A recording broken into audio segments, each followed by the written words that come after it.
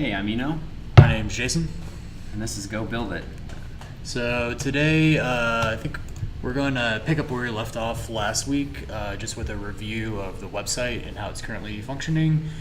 And then we're going to go right into doing the deployment for this, and we're going to use a tool called Terraform. I think we briefly introduced it last episode, but we're just going to give a brief introduction of Terraform and what we have for this basic deployment here.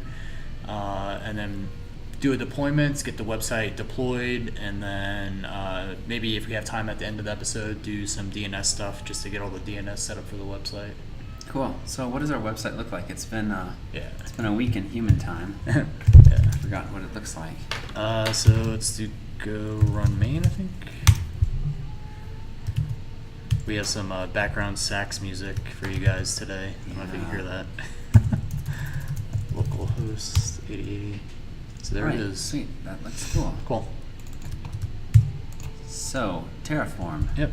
So that's basically it. So I'm gonna leave this pane open. Maybe just push it over there. So we have this just Git repo that we kind of hashed out a little bit today.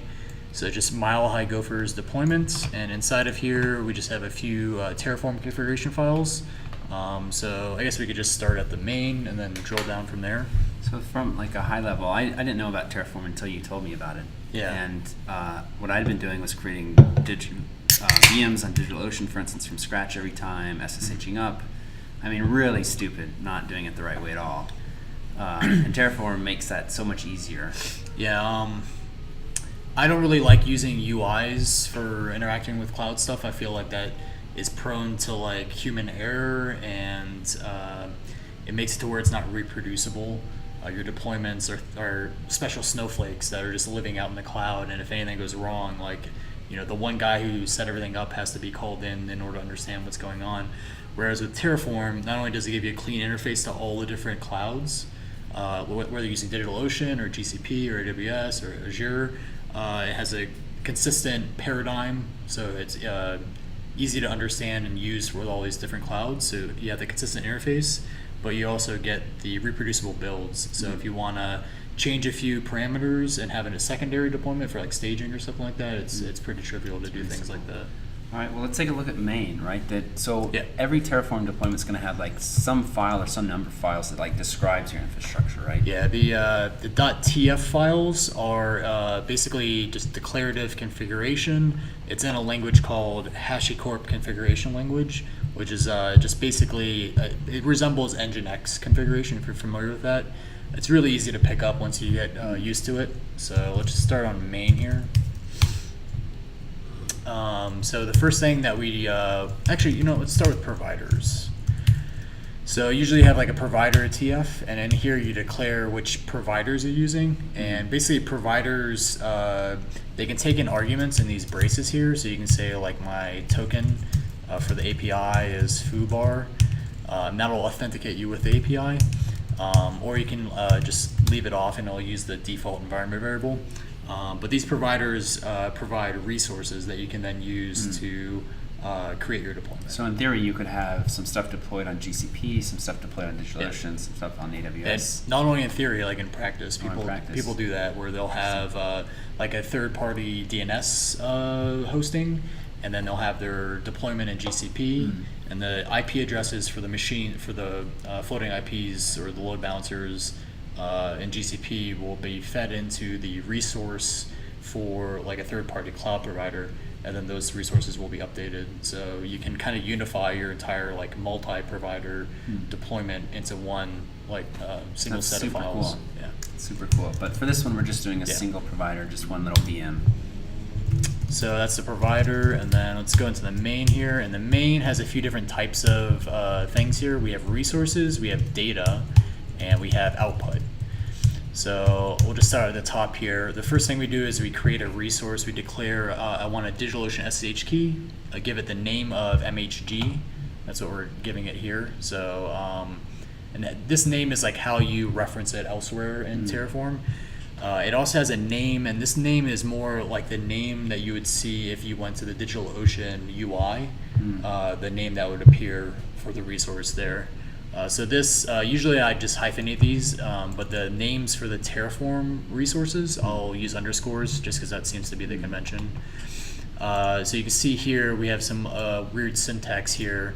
So what this is that we're saying, here's your public key, and instead of just copy pasting the public key string just in line here, we use this interpolation syntax, so $ curly brace. And inside there, you can reference other resources or data or any type of Terraform like object. And there's also these like special functions, and one of them's file. And you just say file, you give it a string, and that'll be a path to a file on disk. It'll read in the contents of that, and then the output of that will be then interpolated into the string. So that's how we set up this resource for declaring SH key. Yeah. And this is like an object that lives in DigitalOcean's API. So if we just had this one resource and then we did Terraform apply to create it, we could go to the DigitalOcean UI and we'll see a SSH key available with this name. So that's kind of like just the basics of Terraform. Yeah, and off camera we generated the RSA, or the ID, the SSH keys. Which is what that is. Yeah, so and we put it under .secrets and just get ignored that. So that's resources. Data is kind of like a way of getting data into your resources. The only thing I really use it for is template files. It used to be that the template file was a resource itself, but I think they thought that because it doesn't have a provider, it doesn't really belong under a resource. So you just say data template file and you give it a name, and then again you read in the contents of this YAML file. And what this will do is just basically assign it into this this variable, and then you give it variables that will then be used to kind of interpolate little placeholders that we have in this file. And this whole template file thing is going to be our cloud config. And if the viewers aren't familiar with like cloud config, it's basically a way of provisioning a VM with packages or SSH configuration, or basically whatever setup you want to do on the machine. Whenever it's provisioned, you can put it into this cloud config file. So yeah, that's a. So what we'll do is inside the cloud config, we're changing SSH ports, we're changing authorized users, we're making sure no one can log in with a password, and then we're going to use this authorized key to make sure that gets written out to a authorized keys file, right? But we're using it as a variable. So I'll just let me just zoom in here. So this is the YAML file basically. You have there's plenty of things that you can do in Cloud Config, and they're kind of operating system specific. This isn't like there's some things that are shared between different distros, but some things are specific to given distros. So I think these are pretty generic things.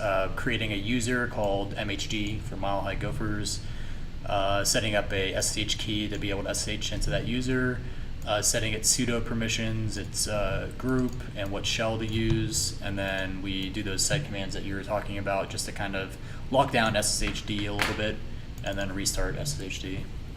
So pretty simple. Cool. So we defined a key. Yeah. We defined a template file of things that we want to do when we get the VM provisioned, and then finally we're going to define the actual VM type that we want. Yeah. And some IP stuff. So. Yeah, this is all just things for configuring the droplet, as DigitalOcean calls it. We provide the key again here, just because you can provide a key directly to the instance, but it won't apply to all the users. That's why we're doing it at 2 different locations. And then again, the user data here is just that rendered cloud config file. And then once the droplet has been created, we have a droplet. It has a IP address, but we want to have an IP address that isn't going to change, because every time we delete this droplet and recreate it, it'll get a new IP potentially.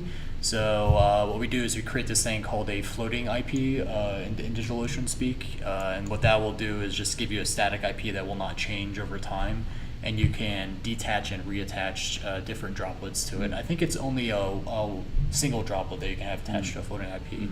But that's the kind of thing that we'd map DNS records to, that floating IP. Yeah, so exactly. We can burn down the VM, build it back up, and we'll still have the same DNS records, mapping the same IP, and finding the right VM. Yeah, and this probably isn't like the best thing if you have like a large deployment. DigitalOcean has like load, and other clouds have like load balancers. So you probably want to use a load balancer instead of like just a single floating IP. But this works for us. It's a very minimal deployment. And then finally, there's this thing called like outputs that allow you to basically collect data about the result of the deployment, so that if you need to access that later, it's easily accessible. You can always drill into like the Terraform state files and pull out the data that you want. It's a little annoying. Yeah, this makes it like really convenient. If the main output of your deployment is an IP address that you want to hit, you can just set an IP into an output declaration here and get that IP out. So, cool. All right. Well, so let's. Did we destroy our previous deployment? We did. TF. So there's a couple commands that I always use. I use tf show, or there's tf plan. Yeah. I use tf show, and that's going to show us the current state of our infrastructure. Okay. There So we is have no no state. infrastructure. So if we do tf plan here, plan. What this will do is you can generate like a plan file that like kind of hard codes the execution decisions that Terraform made. I've only used that like a handful of times, but it's like something that's really nice in case you want to do a plan and then maybe like 3 hours later you want to apply that plan, and if the plan would have changed in between, you want to make sure that the plan's correct. So this allows you to like generate a plan or just view the textual output of what it's going to do. So it's going to render a cloud config thing that's, I guess, blue because it's not actually talking to the DigitalOcean API. And then we get a droplet here created with all these computed values, floating IP, and SSH key. There's Cool. also like a graphing thing. Let's see. Do I have that? I don't know if I have that, but you can generate like SVGs of the Terraform deployment. Oh, cool. I don't know if you've seen That's that. a plugin to Terraform, is it? No, I think it's if you just do TF here, there's like this graph thing, but you have to pipe it into dot. You want to just play around with that real fast? Yeah, let's take a quick look. It's Graph. kind of an interesting little side. So this is like what do they call it? OpenViz or whatever. Oh, right. And Cool. I think you just say dots, and then that'll generate like an SVG or something. It's been a while since I did Anyway, this. so there's a lot of stuff in Terraform. I've made it pretty far in just doing plan, apply, and destroy, those three. Yeah, I mean those are the main things. It's kind of nice to see like the dependency stuff. Let's see if we can. I think I got one up here. Dot files. Bit of a tangent, but I think it's pretty cool to see this stuff. So. That is the Dash aliases, TF. I think I have it somewhere here. Search for graph. Maybe I deleted it. Anyways, you pipe this thing into dot, and then it'll generate like an SVG, so you can see like the whole dependency graph of your deployment. So let's go ahead and just do a TF apply. So this will actually start talking to the API. If there's any API errors, it'll kind of stop execution of the apply and allow you to kind of make a decision on like where you want to go from there. And if it successfully creates like resources that don't have any dependencies or have dependencies that were also successfully created, when Terraform hits an error, it only taints, they use this word called taint. It basically invalidates only the things that are dependent on the things that have failed. So if your droplet failed, then the floating IP will have been tainted. So next time you go to do apply, like it'll know to recreate all those resources. tear down the bad stuff. Yeah, tear down the bad stuff. Remake it. That's cool. So everything looks like it We got a little completed IP. here. So the test will be whether we can SSH into this guy, right? And I think we said we're just going to use an identity file, which is in our secrets. There's our private key. It's this 4455, right? And we said 4444. Oh, whoops, 4444 MHG at that. So yeah, we'll do it. I don't trust that key. No. you don't trust it. And look at that, we're up on our Ubuntu box, which is super easy.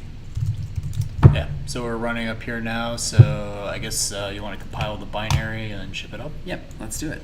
So, yeah. There's a lot we could do here, but just for minimal MVP kind of thing, we'll have the binary, we'll copy it back up, we'll copy it up to the VM, we'll use screen to launch it, and that will be very dumb start. Maybe in future episodes we can talk about a better way to do this deployment, but that will get us up and running. All right, so I'm on a Mac, so we'll need to cross-compile the binary for Linux, which in Go is, if you don't have a Go dependencies, is dead simple.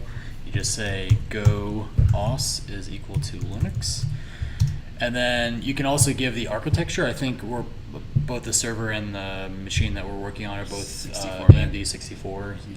But you can also give a Go Arch or Gorch, Goose and Gorch, I think that's how you pronounce it, of AMD 64 if you wanted to. I don't think it's required here. And then we just do go build, and that should give us a website binary.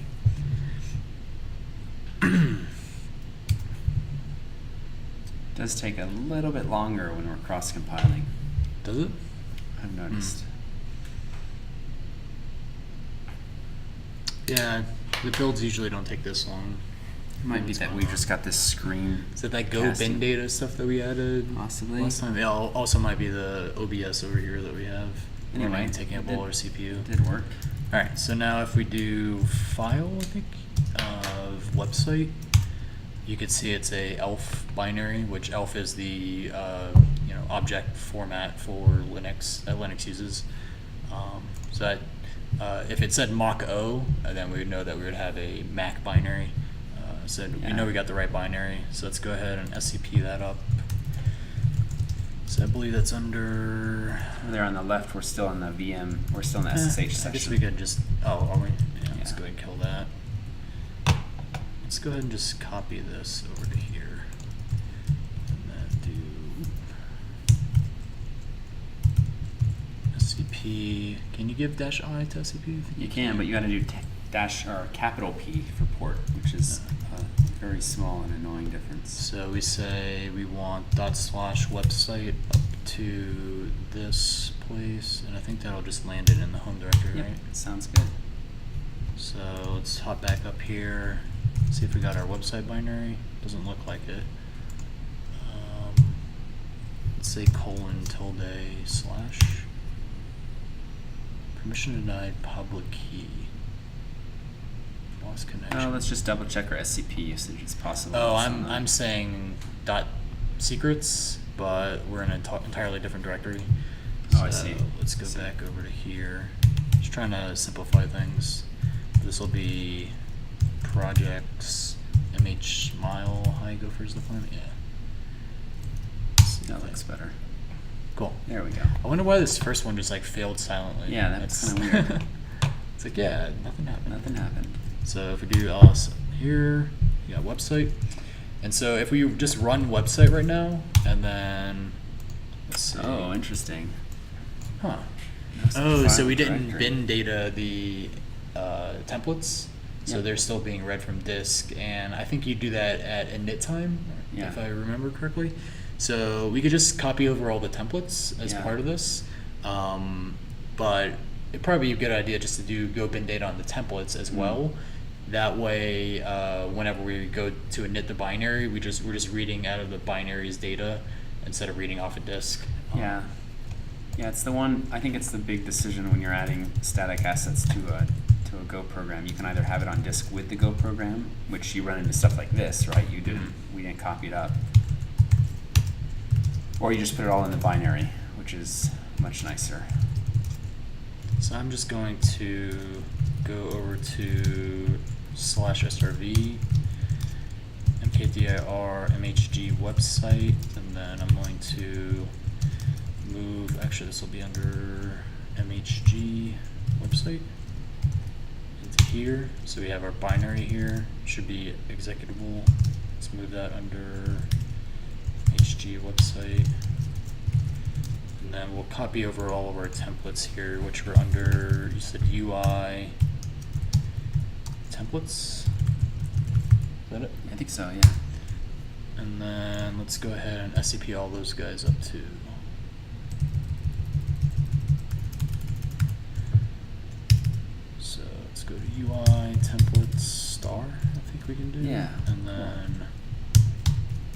here, say srv mhd website UI templates. Hope that works. Might not have permission, yeah. So let's go ahead and just do. Put it in the home directory. Yeah.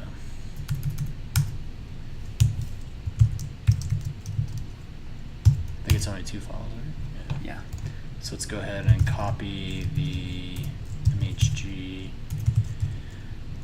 index into here, or into UI templates. And then same thing for, what's it called? Events? Yeah, cool. And this will be a good, like, kind of segue into our next episode, which will be containerizing with Docker.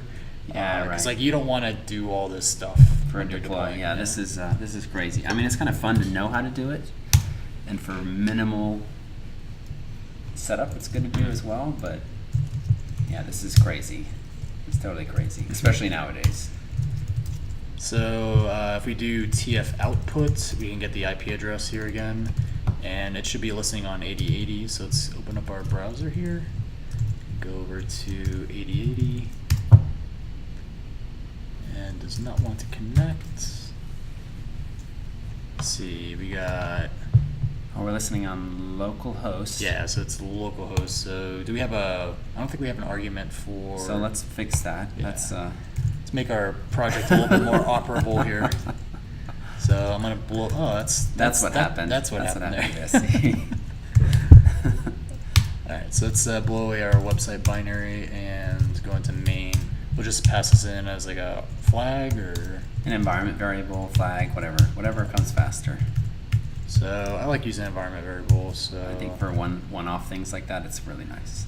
and adder is only being used in one location, so let's go ahead and just pass it in here as os.getEnv. Actually, you know what? I might want to default. So maybe do adder is os.getEnv and give it what do we call it, target. Sure. And that will give back empty string if it doesn't exist, I believe. So you say if adder is not equal to, or is equal to empty string, then we'll just Reassign it. yeah. Cool. Cool. So let's We gotta do recompile that, Yep. cross-compile it again. wait forever. Is it OBS? I wonder if like specifying it cross-compiling is actually contributing to the slowness, or if it's strictly all the video encoding we're doing on the laptop. It's an interesting question. I've done this on my little underpowered machine at home, and I have noticed that it is a little slower when you're cross-compiling, but it'd be interesting to do it with the screen stuff off. Alright, so let's go ahead and make sure it built correctly. Looks like it Looks did. good. So we're going to do our SCP. SCP up to. Yep, keep going. There we go. That looks good. But we need the fully qualified projects. MHG, not that one. Mile High. Okay. That looks good. And then let's kill this, blow away website, and the MHG website over to here, and then go ahead and run it. It should be localhost, and then we can give it an environment variable called target, where we specify, I think 0.0, right? That binds on everything. Yep. And, Cool. all right, let's see if that does any better. Will it blend? Yay! So, Alright. I mean, obviously this is not the way to do it if you're going to be running a production application, but I think like having an understanding of like this, doing it by hand is so valuable. Yeah, it's important to know like the kind of like the evolution of like how to do these things. Yeah, right, because we could go all fancy and containerize it and make it all fancy. And, Which we will. Which we will, Yeah. but I feel like you have to really walk before you can run. Yeah. And that looks pretty cool. Cool. So the problem that we have now is if I kill this SSH session, does it stay running? It stays running. There it goes. There we go. So obviously, like I want to be able to like detach from the server Mhm. and have the website still running. I think that's a That useful seems like a property. reasonable thing. Yeah. So let's see here. Let's go back up there.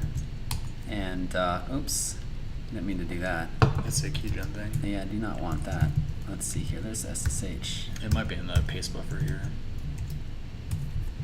Let's do. Just so you don't have to type all this out. That guy. Great. So this is a very lightweight, or I guess we need to switch over here, right?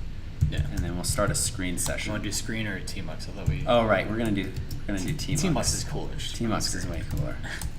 Screen is historically important. It's worth knowing how to do it.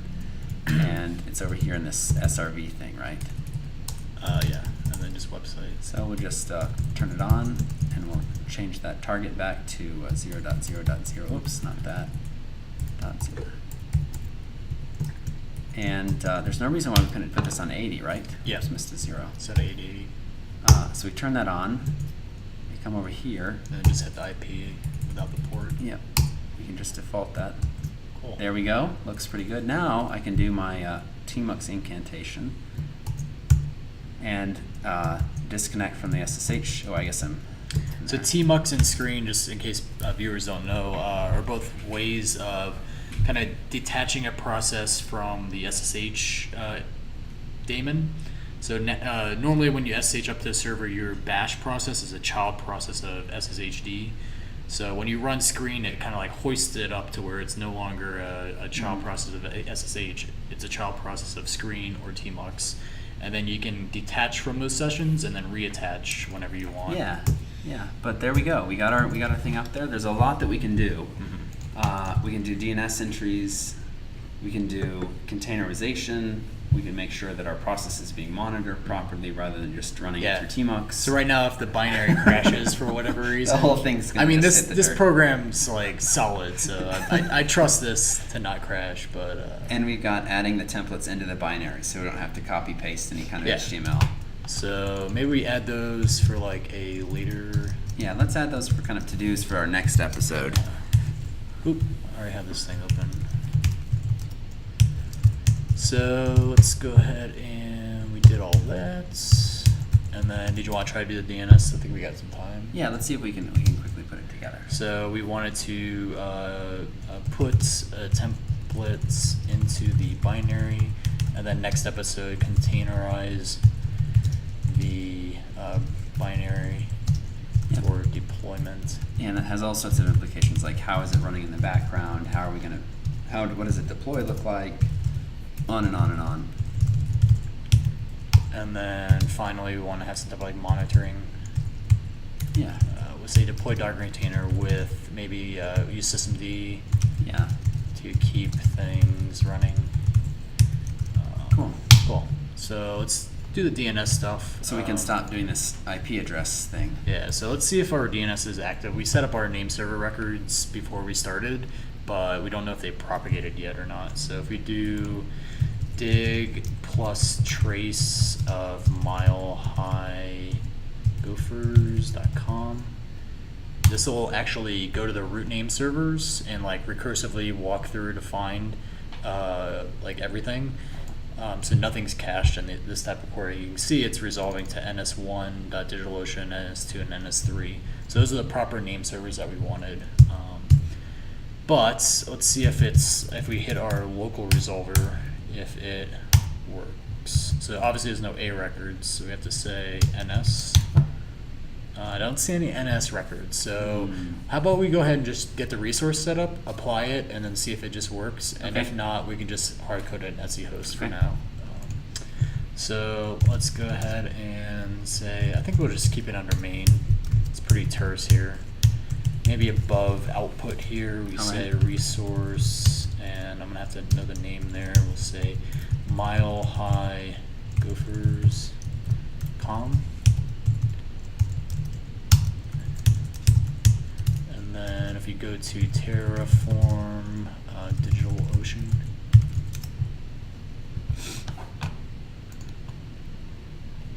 so Terraform's docs, you can just go to the provider, in this case DigitalOcean, and it has all the resources that they support. So you can see they have a DNS thing somewhere here, domain. So we just say like that, and then the name is the actual DNS name, and then any IP addresses, which will be our floating IP. So I'm that's just gonna super cool. copy this. We'll say if somebody gets a request for this host, send them on to this IP. Yep. So this will be milehighgophers.com. And instead of pulling the IP address from the droplet, we're going to pull it from the floating IP. IP. Cool. So let's do that. And then just to kind of like show some of the Terraform examples here. So arguments are things that you provide the resource, so you provide an IP address and name, and the attributes are things that you can read off of the resource when you're doing interpolation. So you can see, for instance, the floating IP resource, we never provided an IP address, but it has one available. So you provide a droplet ID in a region, and it gives you an IP address. So that's kind of like how the documentation is structured here. And then if something has like a default value, like this optional one, doesn't actually have a default value, but maybe something up here like SSH keys or something. Let's see. So like backups or private networking is optional. You don't have to specify it, and it defaults to false. So you kind of just have to read through the documentation for the arguments to know if something has a default or if it's optional or not. So yeah, that's that. So we might also want to have one for without www. So Yeah, right. let's go ahead and just let's go and do that. Unfortunately, like DigitalOcean's DNS, at least through Terraform, I think I think it's just a Terraform provider. It doesn't allow you to have like individual records defined within a zone. You kind of have to define a domain thing, and then that domain just is a name mapped to an IP address. So it's a little bit primitive. So let's go up here. We'll say this will be www.milehighgophers.com. This will just be milehighgophers.com. Cool. So let's go ahead and do our TF apply. See if that works. Looks like it There it worked. is. So now if we dig www.milehighgophers.com, hopefully if DNS resolution propagation has occurred, we'll get this IP address out. Looks like we did. We did. Sweet. Just in the nick of time. So now we can go over here to www.milehighgophers.com. It should all work. And look at that. Cool. We have a site up and running. Yep. And then this guy should work as well. Cool. Cool. Looks good. So I think that's all we really wanted to accomplish with this screencast. Yes, there's a lot that we can do in the next episode, but for now we're good. Yeah. So I guess see you guys later. See you next time.